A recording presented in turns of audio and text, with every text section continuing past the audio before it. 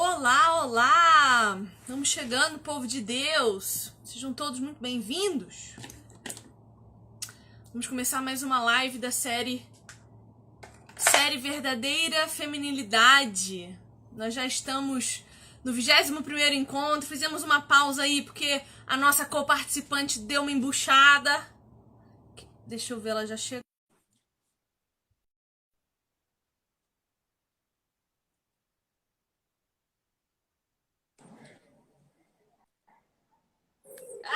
Sempre Deixa eu arrumar o filtro. Eu vi você falando que colocando toda a culpa em mim. Vamos ter que ter uma conversa séria a respeito dessa história de a culpa é do outro hoje. Hoje vai ser sobre a Querido, culpa. a culpa não é minha! A culpa é sua, sempre foi! É nossa, mas olha. Não, mas olha só. Eu tentei fazer sozinho os encontros, mas foi tão chato sem você, foi uma coisa tão sem gracinha que eu falei, não dá, né? Não tem condição. Será que eu vou ter que... tô vendo os comentários agora. Meu Deus! Povo, sejam bem-vindos então à nossa 21ª live. E a gente está, até que Jesus volte, estudando esse livro aqui, Mulher, seu design feminino, sua verdadeira feminilidade, design feminino. Todo mundo comentando ali, deixa eu comentar também, o meu cabelo tá muito bonito, não tá não? Regiane, fala Eu, pra mim. eu juro que eu te estranhei. Olha como tá grande esse cabelo, sabe o que é isso? Eu vou dar um truque pra vocês, tá? Eu uso o tônico de alho da Gota Dourada, dia sim, dia não, e massageio bastante. E eu durmo com ele, tá? Oh, Então, assim, passo e vou dormir. Hoje só para me contrariar, eu passei de manhã e tirei ainda agora para entrar aqui com você, entrar com a cara lavada. Então, eu passei o tônico e tenho usado ele já tem uns 2 meses. E cronograma capilar. Tem que fazer hidratação, nutrição, reconstrução. Descobre que tipo de cabelo é o seu e faz o tratamento, porque o seu cabelo vai ficar belo. Outra coisa que eu uso incessantemente, isso aqui, ó, que eu amo, óleo extraordinário da Elseve. Uso o dia inteiro, assim, eu passo pelo menos 2 vezes por dia, nas pontinhas só, no couro não, em nome de Jesus, no nas pontinhas só. E aí o cabelo, meu bem, ele vai. Ele vai. Então e é seu isso, eu queria marido fazer essa... não te ameaçou pedir o divórcio de você dormir com aquele treco fedorentíssimo de alho no cabelo? Não, porque o meu marido, ele é o primeiro a dizer que quer que meu cabelo chegue na bunda. Então, qualquer sacrifício que eu faça, ele vai fazer também, porque estamos os dois no mesmo propósito. Projeto Rapunzel. Projeto Rapunzel. Eu quero aparecer aqui de tranças. Sabe, Bem, tranças assim, a trança embutida, e penteados, e laço no cabelo. É isso que eu quero. Enfim, indo agora para o nosso tema, já falamos de beleza, já falamos de coisas de mulherzinha, agora vamos para o que importa, falar de teologia, que é o que a gente faz aqui. Bom, se você está chegando agora, deixa eu te explicar quem nós somos. Eu sou a Viviane Enes, seja bem-vindo aqui no meu canal. A gente estuda teologia aqui. Geralmente teologia sistemática. Então, o foco do meu perfil é ensinar você a ler sua Bíblia, interpretar sua Bíblia e ter o conhecimento de Deus suficiente para fundamentar a sua fé, para que você seja convicto e com essa convicção você saia da sua casa todos os dias e vai fazer suas tarefas ou fique em casa fazendo as suas tarefas. Então, essa é a minha missão aqui. E a Regi tem um canal também, que ela fala sobre coisas extremamente relevantes. Fala as verdades sobre o feminismo, as verdades sobre a maternidade. Tá falando bastante agora sobre homeschooling também, né, Rê? Se apresenta. eu tenho um canal no YouTube, mas eu quase não uso, né? Ele é quase assim um abandonado, mas é o Instagram, falta um pouquinho de capricho com o YouTube. Mas eu falo mais mesmo da questão do feminismo, dessas ideologias, e por falar disso, eu me obrigo a falar sobre a questão da educação, que é onde começa. Eu vejo assim que todas essas ideologias que corrompem a sociedade, que corrompem a alma humana, estão sendo ensinadas e plantadas desde a educação. E aí eu falo de educação em termos gerais e de educação domiciliar também. Que bom, fico feliz. E de Regia, continue de... Jesus. E de Jesus, é verdade. Eu te amo muito, você sabe, você é sempre bem-vinda aqui. Desejo toda a saúde do mundo para você nesse seu momento gestante. E bora para o nosso papo de hoje, que vai ser muito bom. A gente está já na página 106 Já. do livro. Já ou ainda, né? Se eu for pensar que nós estamos há um ano fazendo live, Por aí. nós estamos na página 106 e o título é A Culpa Não É Minha. Esse tema eu acho que a gente nem termina hoje. Falar de culpa e de autorresponsabilidade é uma das coisas que eu mais amo falar. Porque eu acredito que a doutrina da depravação total ela é extremamente importante para que a gente saiba quem a gente é diante de Deus. Se eu entendo que eu sou livre de culpa, se eu entendo que eu sou boazinha ou que eu sou bonzinho, para que eu preciso de Deus? Eu vou usar Deus como um recurso e não como um absoluto na minha vida. Então, falar de culpa e falar de autorresponsabilidade é muito importante para que nós desenvolvamos um pensamento saudável a respeito do próprio Deus. Né, Regi? Exato. Eu acho que Vamos começar lendo. quanto Pode mais a falar. gente reconhece o pecado que há em nós, quanto mais a gente se aproxima de Deus, mais a gente vê o pecado que há em nós, mais nós vemos o quão miseráveis somos. Porque muitas vezes a gente não vê a culpa, a nossa culpa, justamente porque não toma Deus como referencial. E aí não se sente culpado, efetivamente, acha a culpa para os outros, né? Coloca a culpa para os outros. Exatamente. Bom, e aí a gente está falando aqui do casal original de Adão e Eva. E vamos ler o texto de Gênesis 3, do 9 ao 13. Os textos que ela mesma traz aqui na lateral do livro. Vamos lá. Mas o Senhor Deus chamou o homem, perguntando: Onde você está? E ele respondeu: Ouvi teus passos no jardim e fiquei com medo, porque estava nu, por isso me escondi. E Deus perguntou: Quem lhe disse que você estava nu? Você comeu do fruto da árvore do qual eu lhe proibi comer? Disse o homem: Foi a mulher que me deste por companheira que me deu do fruto da árvore e eu comi. O Senhor Deus perguntou então à mulher: Que foi que você fez? Respondeu a mulher: A serpente me enganou e eu comi. Bom, a gente tem aqui algumas coisas para considerar já de cara, só lendo o texto. Primeiro, Deus não é pego de surpresa. Deus sabia onde o homem e a mulher estavam desde a hora que se apresentou ali no jardim. Deus está em todos os lugares, não há como se esconder de Deus. Então, Adão não estava escondido de Deus de forma geográfica. Ele não estava escondido de Deus, talvez, de forma que Deus não soubesse onde ele estava. Ele podia estar atrás de uma moitinha, provavelmente ele se escondeu atrás de uma árvore, atrás de uma moita, mas Deus sabia onde ele estava. O que Deus está perguntando para ele quando pergunta onde você está é espiritualmente. Onde espiritualmente você se enfiou? E Deus sabe a resposta. Mas ele quer a nossa confissão. Por isso ele pergunta.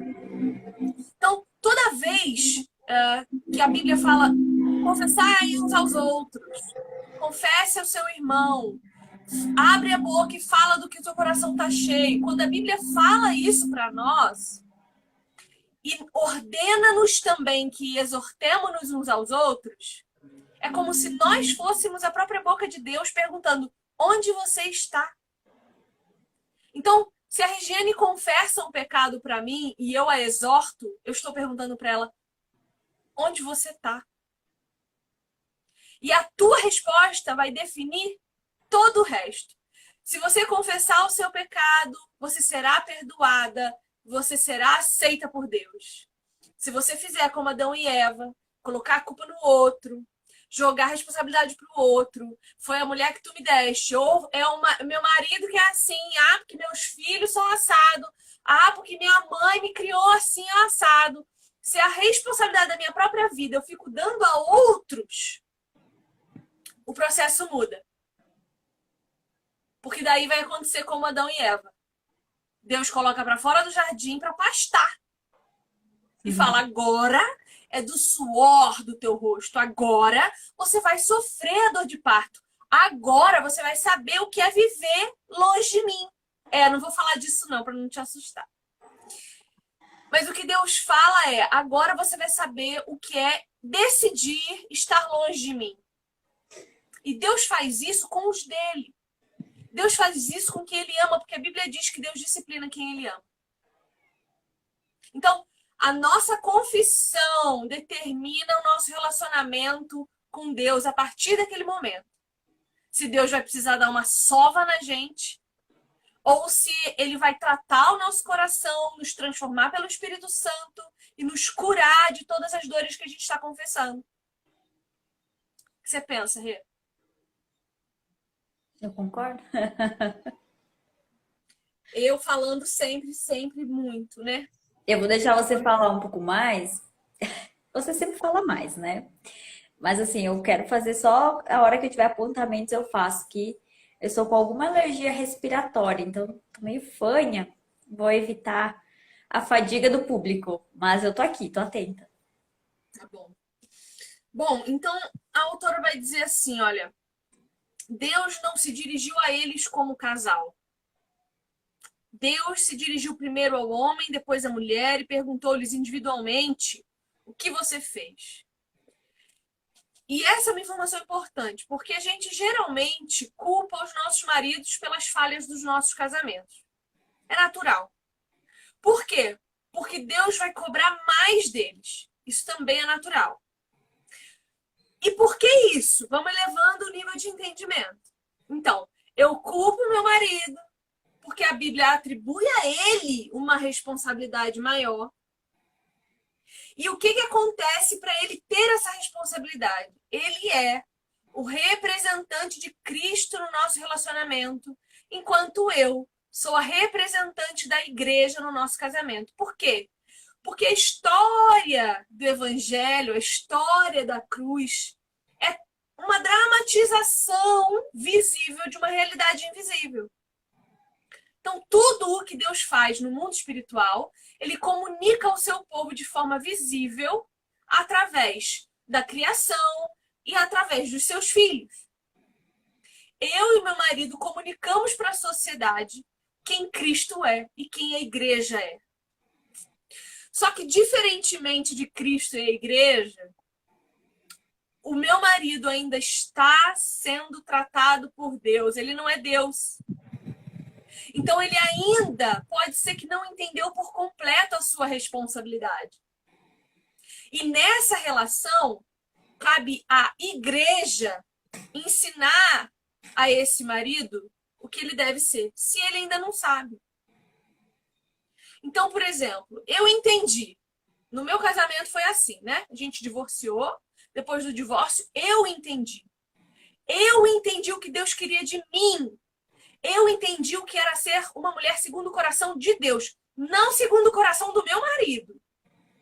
Eu não me transformei numa mulher que agrada ao meu marido por si só. Eu me transformei numa mulher que Deus ama e se agrada, e, consequentemente, o meu marido olhou para mim e me amou. Porque Cristo, quando olha para a igreja santa, imaculada, ele a ama. Ele morre por ela, entende? Essas são as relações de símbolos que a gente precisa fazer. Deus trabalha com signos o tempo todo. São significações, são símbolos, são alegorias. Ele dramatiza, porque o ser humano é meio burro, limitado. Diante de Deus, nós somos absolutamente ignorantes. Então, Deus precisa fazer dramatizações para nós, para nos ensinar. Por que Jesus fala em parábolas? Eu estava falando até isso contigo, né, esses dias, Rê. Eu vou começar a ler uma ficção cristã esse mês. Vou ler o Unidos pelo Sangue. Já está até aqui na minha mesinha separado. De 3 autores. É da God Books, a nossa parceira aqui. e eu vou começar a ler. Por quê? Eu nunca tive muito prazer em ler ficção cristã, eu sempre achei uma grande bobagem. Até que o Maurício Zagre falou assim, mas Jesus fazia ficção cristã. Falei, mas ué. Aí ele, pois é, Jesus falava em parábolas. Ele criava histórias com uma moral. E aí eu me lembrei das fábulas de Esopo. Você chegou a ler? A Tenho, historinha do... eu lia não, né? Eu lia também. A minha mãe lia pra mim, aí depois eu lia, e aí aquilo são memórias afetivas que ficam, né? E aí esses dias eu comprei um livro das fábulas de Esopo pro Arthur ler, e eu comprei e tava ali. Aí minha mãe falou: Ah, eu queria achar aquelas historinhas que a gente lia quando tu era criança. Daí eu peguei o livro e levei lá pra ela ler com o Arthur. Não sei se está lendo ou não, mas realmente aquelas historinhas. Tu conta uma historinha aleatória e no final tem uma moral que faz você entender no princípio um valor, algo a mais que possa explicar. São as parábolas. Exatamente. E geralmente a moral dessas fábulas vinha escrita embaixo, moral da história. Sim. Mas mesmo que não estivesse a moral escrita ali, a repetição da leitura nos agregava, nos instruía em conceitos e princípios fundamentais. A história da lebre e da tartaruga. Você lembra dessa história? A Sim. tartaruga e a lebre resolveram fazer uma aposta. A lebre, sabendo que ia ganhar, parou para tirar um cochilo numa árvore. Nisso que ela estava dormindo, a tartaruga, sempre no seu ritmozinho ali, constante, sem parar, ganhou a corrida da lebre, porque a lebre se sentiu confortável diante da sua habilidade. Então, qual é a moral dessa história? Primeiro, a constância é fundamental para você chegar em qualquer lugar. Se você ficar correndo e parando, correndo e parando, correndo e parando, vai ser o que eu fui a vida inteira. Começava o projeto e não terminava. Arrumava um emprego, não gostava, ia para outro, não queria. Bem assim. Constância que nos leva à vitória. A constância é o princípio do sucesso. É igual a. Tem o provérbio do vai ter com a formiga o preguiçoso. E aí tem a fábula da formiga e a cigarra. E a moral é a mesma. Vai lá, ó. A formiga não tem preguiça, por isso que ela trabalha, mas ela se sustenta, né? Existe toda uma moral por trás dela. Então, existe no nosso mundo a fábula, e na Bíblia existe também a referência dos provérbios a respeito disso. Então a Bíblia realmente até tem um livro aqui, eu não lembro o nome dele, que ele fala justamente isso, que todas as histórias existentes são inspiradas na história bíblica. Tudo sai de dentro da Bíblia. Sim. Especialmente a cultura ocidental. Então, qualquer filme que você assistir, sempre vai ter alguém sofrendo e um redentor. Hã? Sempre vai ter alguém escravo e um libertador. Todas as histórias. Você pode procurar em todas, vai ter esse mesmo enredo, que é o enredo de Cristo com a sua igreja. Então, é esse entendimento de que Deus pergunta individualmente precisa nos levar à autorresponsabilidade. Então, se eu digo assim, ai, mas eu faço, mas o meu marido não me elogia. Tudo bem, você faz para Jesus, que o seu marido reconheça com o tempo. Mas por hora, se seu marido ainda não teve os olhos abertos, e às vezes o Senhor mantém os olhos fechados do outro, para que você seja tratada na sua arrogância, vai fazer com que você continue adorando a Jesus. Já contei aqui nas lives anteriores a respeito do elogio do meu marido quando eu comecei a cozinhar para ele. Eu não gosto de cozinhar até hoje. Só que hoje eu faço com muita facilidade tudo, muita tranquilidade, porque eu me condicionei. Disciplina. Né? Continuo não gostando, se tiver que me dar uma receita, eu não tenho paciência, eu prefiro comprar pronto. Eu sou assim. Mas eu me condicionei porque meu marido ama almoçar em casa. E nas primeiras vezes que eu fiz almoço para ele, um almoço ruim, sabe? Eu ainda queimava arroz. Para me incentivar, ele falou: mulher de Provérbios 31, hein? Quem é achará virtuosa? Ele falou isso para mim. E essa semana agora, no dia 23, eu lembro porque ele falou Provérbio 23. Eu fui fazer janta pra ele. E eu fiz um monte de coisa. Eu fiz um banquete, assim. Eu fiz couve, eu fiz carne, eu fiz salada, eu fiz batata frita, eu fiz um monte de coisa. E ele falou assim: mulher de Provérbios 23, hein? Aí ele olhou no relógio e falou 23, porque hoje é dia 23, tá? Mas até o dia 31 a gente chega lá. Então, hoje já é muito de brincadeira pra nós, mas foi muito difícil no começo eu entender e aí receber crítica, porque quando eu errava a comida, ele falava: ai, tá sem sal, ai, não sei o quê. Mas era importante pra mim saber o que agradava o meu marido, mas aceitar aquelas críticas, eu falava: Senhor, é por amor a ti. Porque se fosse por amor a esse homem, eu não sou capaz de amar ele o suficiente pra aguentar isso. Eu tô falando alguma mentira? Sabe que a criação de filhos também é assim, porque, por exemplo, eu sei que você não tem filho, mas a minha mãe me dizia isso hoje. Eu digo pro meu filho a mesma coisa. Quando você crescer, você vai entender o que a mãe tá te falando.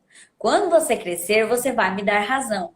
Quando você crescer, você vai ver que eu estava certa nisso aqui, porque a mamãe já passou por isso, enfim. Só que é um processo, são anos que eu tô ali, né? Você vai estar ali batendo em cima de uma tecla sobre um determinado assunto, sobre alguma coisa, e parece que não frutifica. Umas horas a pessoa te ignora, outra hora a pessoa se rebela contra você, outra hora ela aceita, outra hora ela faz a conta que aceita, mas assim, entrou por um ouvido e saiu pelo outro, até que dali 10, 15, às vezes 20 anos ou mais, né? Porque geralmente cria consciência depois dos 20 mesmo. Depois de muitos anos, ele vai dizer: mãe, você tinha razão. E às vezes ele nem vai te dizer isso, né? Um filho, às vezes ele não vai dizer isso, ou ele vai dizer só na velhice, quando você está lá com 50, 60 anos, que ele vai reconhecer e dizer: você tinha razão. Mas não é pelo ouvir ou você tinha razão, é pela persistência, é por continuar, por persistir, porque a gente fica esperando esse resultado imediato, aquele elogio imediato. Ai, nossa, mãe, como você é uma mãe conselheira. Ai, como você se importa com o meu conhecimento, sei lá, qualquer coisa. Não, ele não vai falar isso. O marido também não vai ficar falando: nossa, todo dia. Nossa, como você cozinha bem. Nossa, que delícia teu almoço. Nossa. Ah, é a tua obrigação, né? Nossa, passou uma abelha aqui, gigante. Eu vi. É a obrigação de você fazer Então, aquilo. assim como a gente não fica elogiando o marido todo dia quando ele chega do trabalho. Nossa, meu bem, você trabalhou hoje, que bênção. Nossa, meu bem, você, sei lá, carregou o galão de água. Nossa, parabéns. Parece duas crianças mimadas querendo ser elogiado o tempo inteiro. Exato, exato. E Ninguém aí tem não aceita obrigação exortação, né? Não aceita exortação e não aceita nem. Até eu estava lendo hoje, de meio-dia, estava lendo isso aqui e conversando, lendo com meu marido, né? Eu falei pra ele, por exemplo, ficou um calção dele ali, um shorts dele por lavar. E aí ele me pede cadê esse shorts que ele quer usar. E aí eu esqueci de lavar. Mas é tão difícil dizer: ai, me desculpa, eu esqueci de lavar. Que o que eu vou dizer? Nossa, não deu tempo de lavar. Porque eu tive que fazer isso, aquilo, aquele outro, aquele outro. Às vezes, realmente você não teve tempo, você teve que fazer um milhão de outras coisas. Mas assim, e se eu esqueci? Por que que é tão difícil simplesmente dizer: eu esqueci, me desculpa?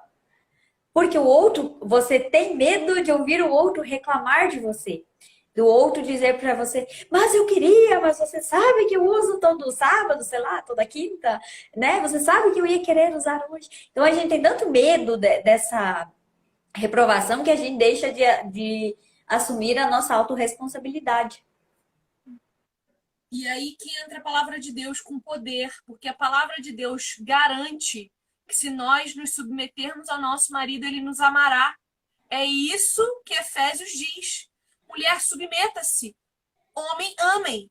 Os homens vão amar. E eu sou prova. E toda mulher que eu já mandei calar a boca, toda mulher que eu já exortei, que eu já dei um murro no estômago, que eu falei: mulher, toma vergonha na tua cara. É você e Deus. Vai ler tua Bíblia, vai cuidar da tua vida espiritual, vai ser santa para constranger a impiedade do seu marido. Todas testemunham para mim que funcionou. Porque assim, eu posso ter medo que o meu marido reclame, mas diante da reclamação dele, eu ainda me submeto. meu bem, me perdoa, eu esqueci mesmo, você me perdoa. No começo, pode ser que ele faça uma cara de bravo, porque ele vai entender que você deu prioridade a outras coisas que não ele. Então, não é sobre você ser funcionária dele ou ser serviçal dele, não é isso. Várias vezes eu já peguei meu marido falando isso. Que inclusive eu me arrumo para fazer live para ele não. Eu já ouvi isso dele. É porque ele tá com ciúme de eu me arrumar para fazer live? Óbvio que não. É porque ele gostaria que eu também fizesse isso para ele. Que ele fosse mais importante do que essas lives aqui. Você tá entendendo? Verdade. É isso que ele está comunicando. A gente precisa ouvir as entrelinhas. Nós, mulheres, somos criadas por Deus para entender essas entrelinhas. Então, quando a gente diz, meu amor, você me desculpa, eu esqueci, ou não deu, eu não consegui. No começo ele pode ficar meio bravo, porque ele vai falar, eu não fui prioridade dela de novo, porque isso é um hábito. Isso sempre é um hábito. E para romper hábitos é preciso constância. Com o tempo, quando você disser para ele que você não fez porque você esqueceu, ele vai compreender. Porque ele sabe que a sua prioridade é servi-lo em amor a Cristo. Então ele sabe que se eu atrasei o almoço 5 minutos, porque meu marido só tem 1h30 para almoçar, ele gasta 20 minutos para vir, 20 minutos para ir embora, e o tempo que ele tem para almoçar é super curto. Então, se eu atraso 5 minutos, é menos 5 minutos que ele tem para ter paz para comer. Mas ele sabe que o dia que eu atraso 5 minutos é porque algum imprevisto deu. Não foi porque eu estava aqui lendo um livro maravilhoso que me distraiu e eu esqueci dele.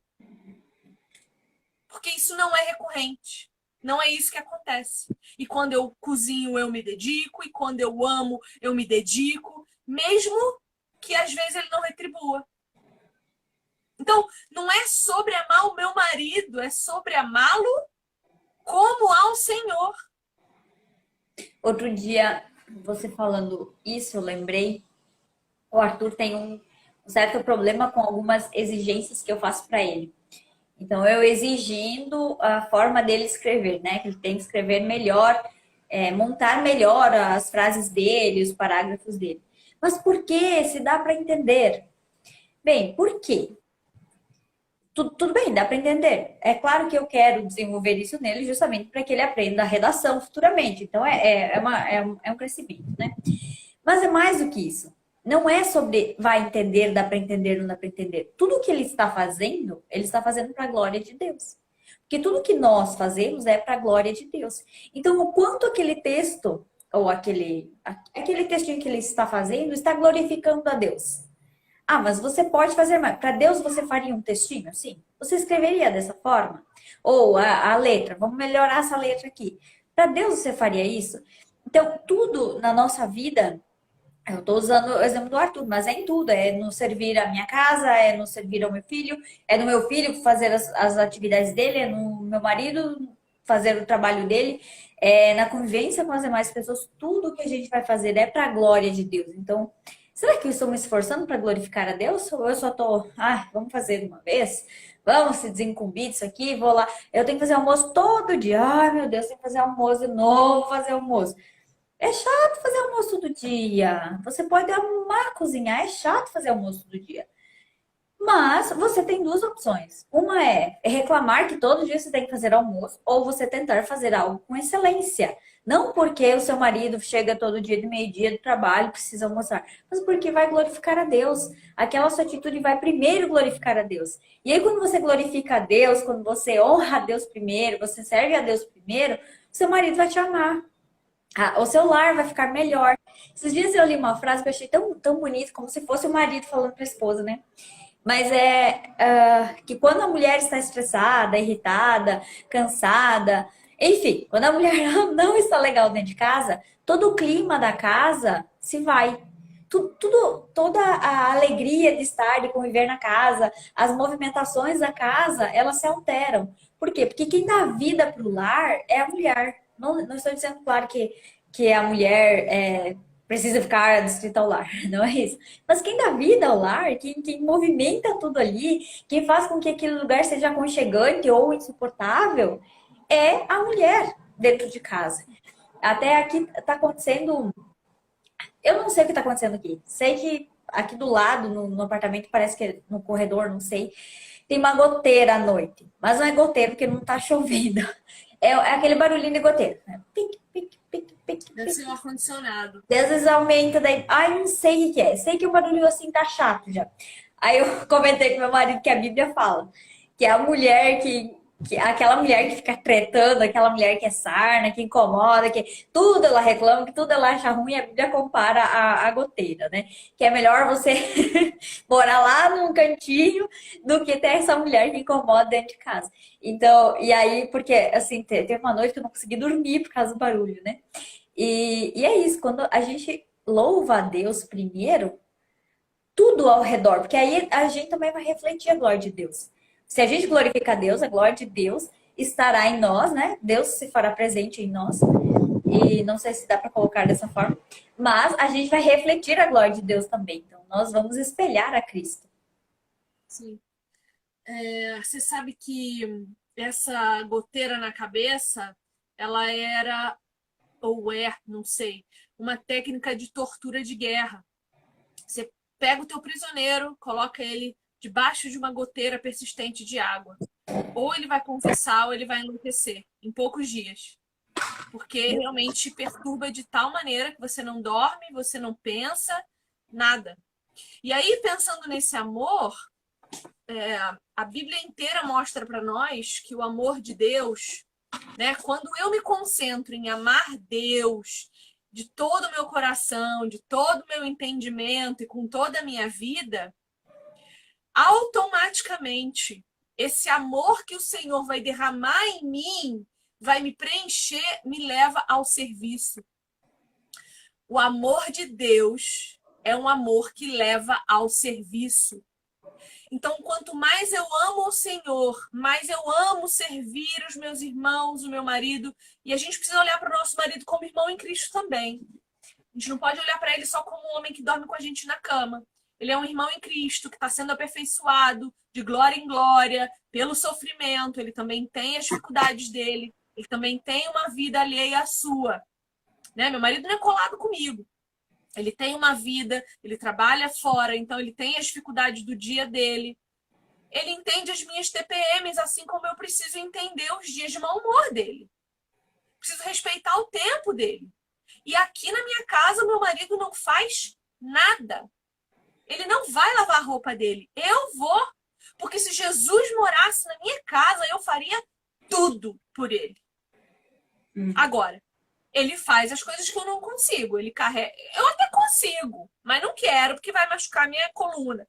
Ele carrega o galão de água, ele sobe no teto para fazer instalação de luz nova para mim. Ele troca o encanamento, ele faz torneira Casou onde eu pra isso. preciso capacitar. Casou, tem que saber fazer essas coisas. É isso, tem que fazer. E ele me ajuda às vezes voluntariamente. Então, eu tenho um sério problema. Eu tenho um gatinho no fundo de casa com 22 gatos, né? E eu não gosto de lavar aquilo sozinha, eu demoro muito, aí tem que segurar a mangueira, largar a mangueira, esfregar o chão, pega a mangueira, esfrega a mangueira. E é uma edícula inteira. Então é uma casa. Voluntariamente. Domingo, ele tá lá comigo. Um trabalho que eu levaria 3 horas, eu levo uma só. Então, é parceria. No momento em que ele percebe que eu morri e agora sirvo a ele como ao Senhor, ele vai morrer também. Ele vai se sacrificar também. Vou contar uma coisa, né? O meu marido quer que eu aprenda a atirar. Quer, porque ele disse que eu tenho que aprender, porque eu fico sozinha em casa o dia inteiro. E ele falou, se alguém entrar aqui, eu não tenho como te proteger. Eu levo 20 minutos para chegar em casa. Como que nós vamos fazer? E ele é o meu maior incentivador, porque ele se preocupa comigo em coisas que eu não tô nem pensando. E que é a função dele. Segurança, provisão, não é? e cuidado como um todo. Então ele está preocupado com coisas que podem acontecer comigo no futuro, porque o amor de muitos mais ainda mais esfriará, que ele quer aprender, ele quer que eu aprenda, ele quer que eu vá para um clube, ele já me levou, inclusive. Foi uma experiência, assim, extraordinária. Já foi no clube de tiro? Eu fui a primeira Que é vez com longe. ele, O que tem é é longe, longe. perto nós é. Então, eu fui com ele e uma, atirei com uma pistola lá.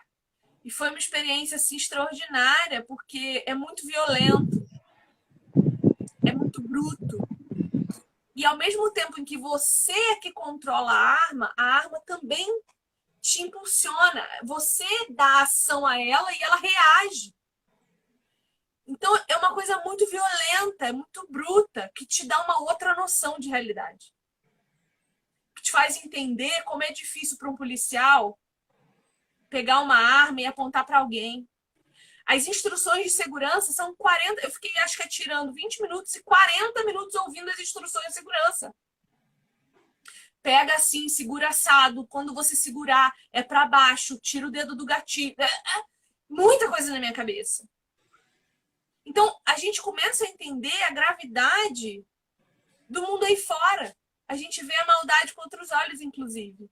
Como pode alguém pegar uma arma tão agressiva e violenta e apontar para minha cabeça e tentar me assaltar? E matar, se for preciso. Como se fosse nada. Como se fosse matar uma Pois é. formiga. Pois é.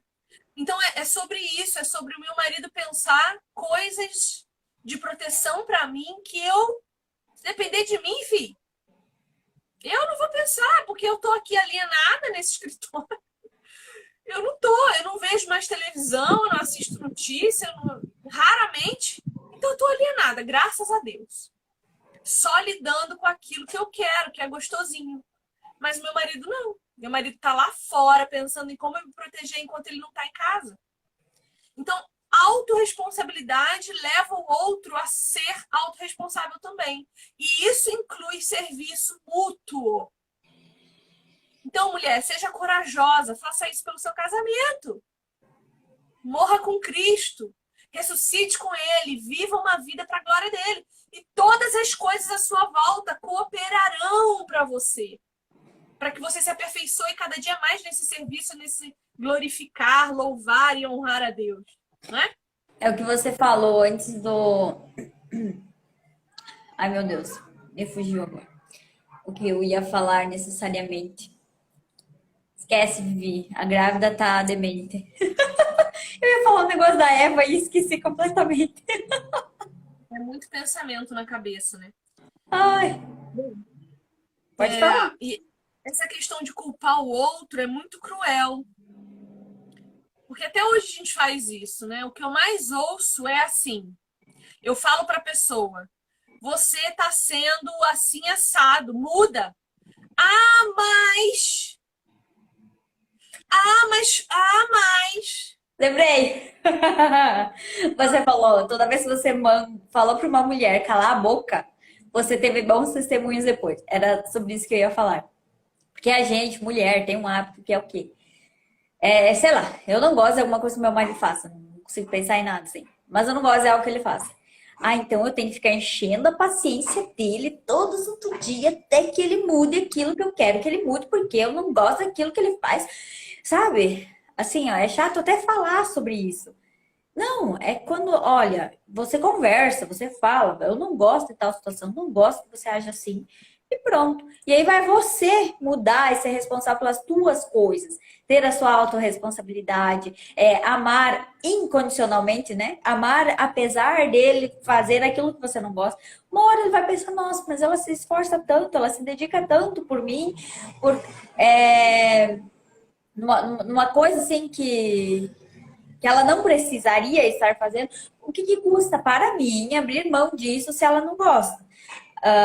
Às vezes até meu marido chega em casa que ele sai o sábado inteiro, né? E ele chega de noite, tá? Furdunço aqui. E ele chega à noite. Aí às vezes ele chega e vem, ai amor, muito obrigada por você ser a mulher que você é. E começa a me elogiar, eu já fico assim, o que que falaram pra você? Porque é porque alguém contou a história da esposa, ou da namorada, contou algo absurdo, que ele achou absurdo, e ele chega achando o máximo que eu não sou daquela forma. Então, às vezes assim, ó, eu faço, é uma coisa normal pra mim, sei lá. Não imagina alguma coisa, não gastar dinheiro, por exemplo. Eu sou uma pessoa comedida para gastar dinheiro. Então eu não gasto dinheiro.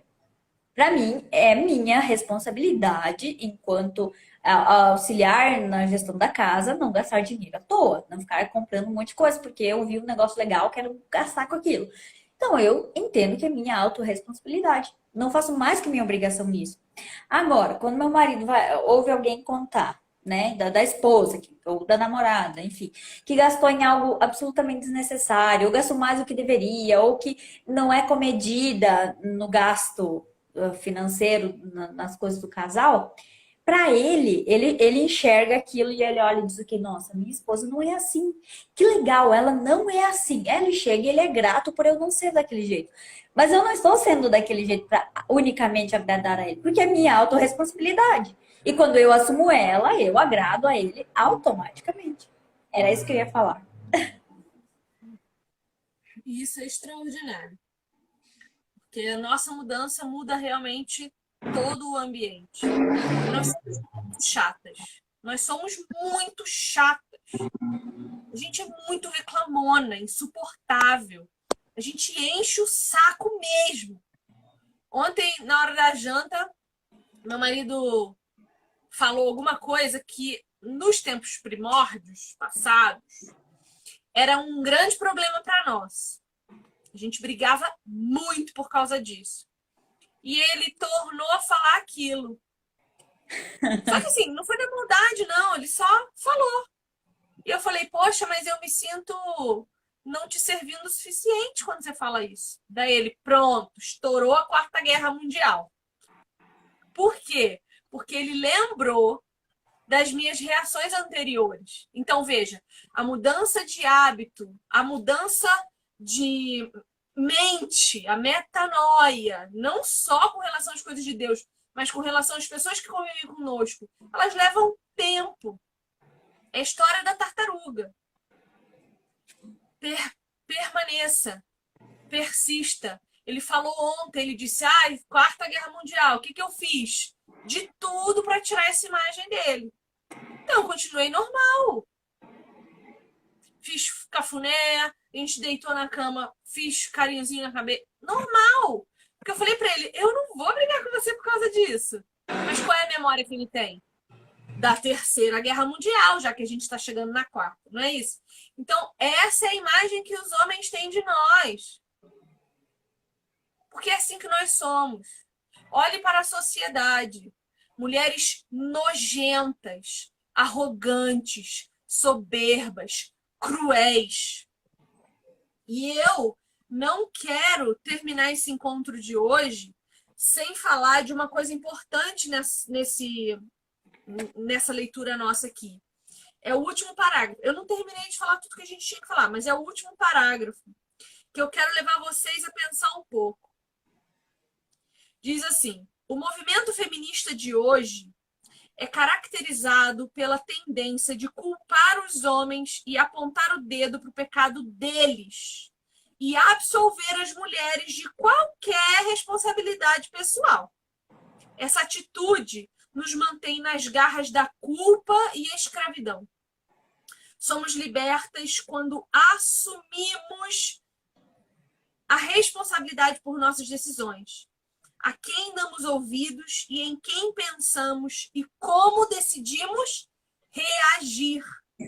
E quando buscamos o perdão, a misericórdia e a graça de Jesus Cristo. Então, nós somos responsáveis para quem nós damos ouvidos, para aquilo que nós pensamos e pela forma como nós reagimos às coisas.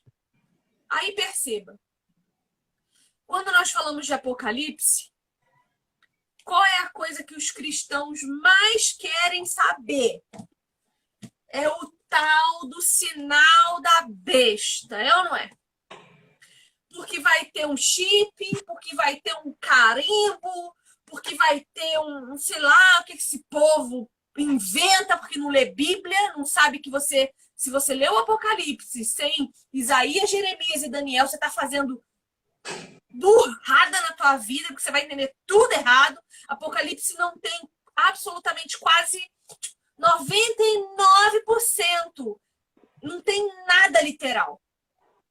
É tudo simbólico. Tudo você precisa olhar para o Antigo Testamento para entender a partir das profecias dos profetas maiores. Então, diz lá, o sinal da besta, não sei o que, não sei o que.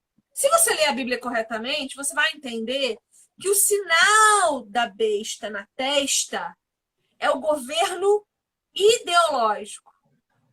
É o governo do pensamento, é o governo do controle das pessoas pela mente. Porque a Bíblia vai dizer que nós somos renovados pela renovação da nossa mente a partir das verdades de Deus, que são as Escrituras.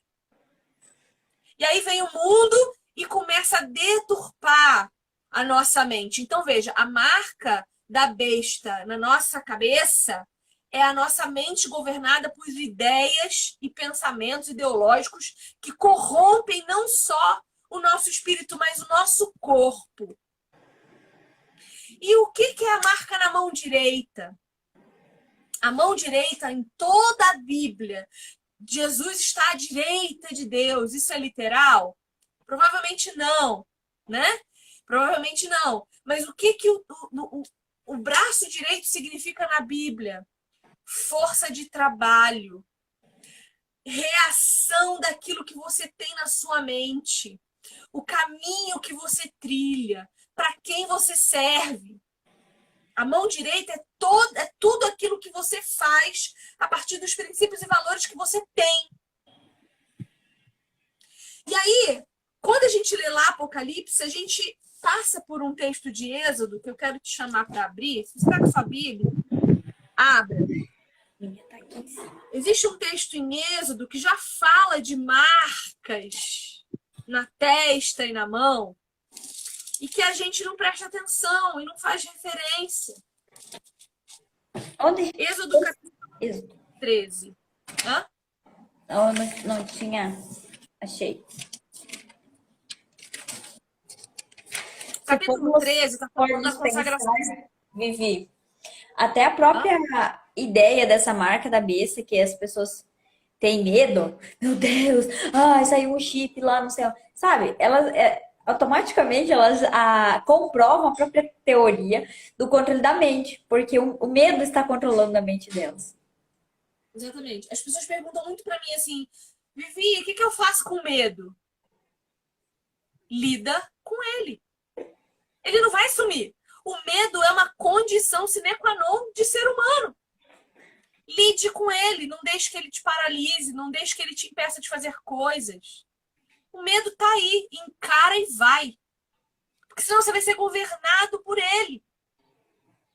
E esse texto de Êxodo 13 está falando da consagração dos primogênitos, está falando da saída do Egito, para a gente deixar o fermento embora. Então, o que ele está dizendo aqui? Vamos ler, por favor. E disse o Senhor a Moisés, consagre a mim todos os primogênitos. O primeiro filho israelita me pertence, não somente entre os homens, mas também entre os animais. O que esse verso diz para nós? Eu quero que vocês saibam o que é entregar o filho primogênito de vocês. Porque eu vou fazer isso lá na frente. E eu quero que vocês saibam o que acontece no coração de um pai quando faz isso. Então é Deus dizendo para nós que existem alguns princípios e valores fundamentais na entrega do primogênito. Ele está dizendo, eu vou entregar o meu. Então, saibam a dor que é. Saibam o que custa. Saibam o preço. E aí continua.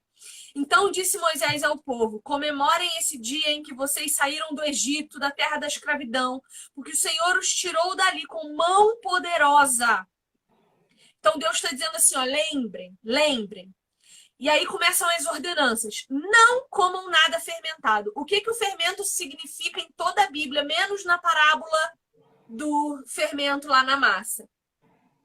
Ele significa corrupção idólatra, corrupção ideológica, corrupção de pensamento, corrupção de pensamento, Babilônia. Então ele está dizendo, não ingiram, não levem com vocês, não carreguem nada desse mundo. Só levem aquilo que eu lhes der para levar. Nesse dia do mês de Abibe, vocês estão saindo. Quando o Senhor os fizer entrar na terra dos cananeus, hititas, amorreus, heveus e jebuseus, terra que ele jurou aos seus antepassados que daria a vocês, terra onde há leite e mel com fartura, vocês deverão celebrar essa cerimônia nesse mesmo mês. Então ele fala de novo, não comam com fermento, não usem nada com fermento, nada fermentado entre vocês. E aí no verso 8 ele começa a nos instruir a dizer ao nosso filho o porquê da festa. O nosso Deus é um Deus de festas e de comemorações. Por quê? Porque essas comemorações marcam passagem de tempo. Por que a gente celebra a Páscoa? Para a gente entender o tempo da Páscoa. Porque o Natal, para entender o tempo do Natal. E isso nos dá noção de perecibilidade. Nós somos perecíveis e precisamos ambicionar a vida eterna em corpos glorificados que não se corrompem, que não se perdem. Então Deus está falando assim, ó, nesse dia da festa, vocês vão dizer aos seus filhos assim faço pelo que o Senhor fez por mim quando saí do Egito. Isso lhe será como sinal em sua mão e memorial em sua testa. Para que a lei do Senhor esteja em seus lábios, porque o Senhor o tirou do Egito com mão poderosa. Cumpra esta determinação na época certa, de ano em ano. Então, o que Deus está comunicando aqui? Se de ano em ano vocês se lembrarem de onde eu tirei vocês, se lembrarem a mão poderosa com que os tirei de lá, se lembrarem que eu os converti a mim, que eu os salvei, que eu entreguei o meu Filho unigênito para que todo aquele que nele crê não pereça, mas tenha vida eterna, a mente de vocês não será corrompida e a mão direita de vocês também não. Então, lá em Êxodo, Deus dá para nós a solução de Apocalipse com a besta marcando a testa e a mão. E isso é repetido de novo no último verso. Deus passa todos os versículos até o 16 falando assim, tenham isso como memorial, tenham isso como memorial. Não se esqueçam de onde eu tirei vocês com mão poderosa, não se esqueçam de mim. Lembrem. Deus é persistente, repetitivo nessa ideia. E ele termina dizendo, isto será como sinal em sua mão e símbolo em sua testa de que o Senhor nos tirou do Egito com mão poderosa. Então, lembrar de onde Deus nos tirou, quem Ele é, sua glória, majestade, louvá-lo, adorá-lo, amá-lo, consumir a tua palavra como pão e água, é que nos faz estar protegidos. Por que eu sou a chata da Bíblia, que fico falando para vocês? Vocês têm que tomar vergonha na cara de vocês e ler a Bíblia de vocês. Porque é isso que protegerá vocês do lugar que o mundo está indo. Não teremos dias melhores.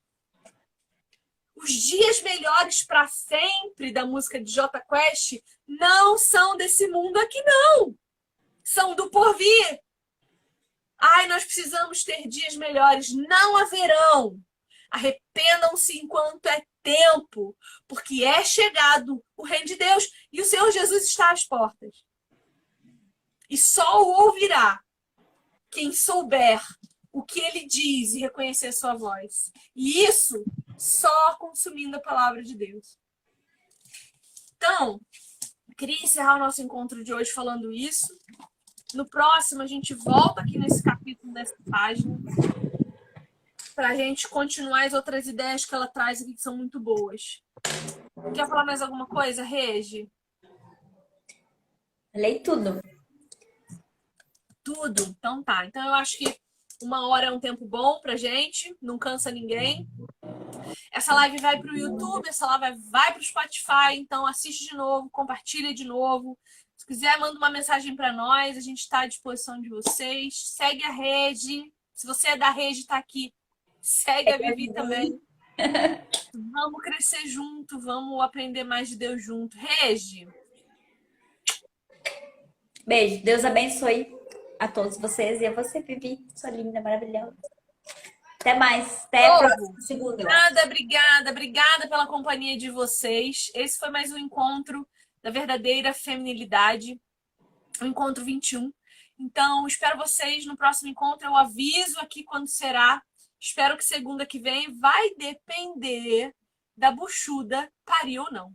Então, se vocês quiserem adquirir um livro, Mulher, Sua Verdadeira Feminilidade, Design Divino, a gente está, acho que nem na metade dele ainda e já temos 21 encontros. Então, venham conosco nessa jornada até que Jesus volte. Amo vocês profundamente.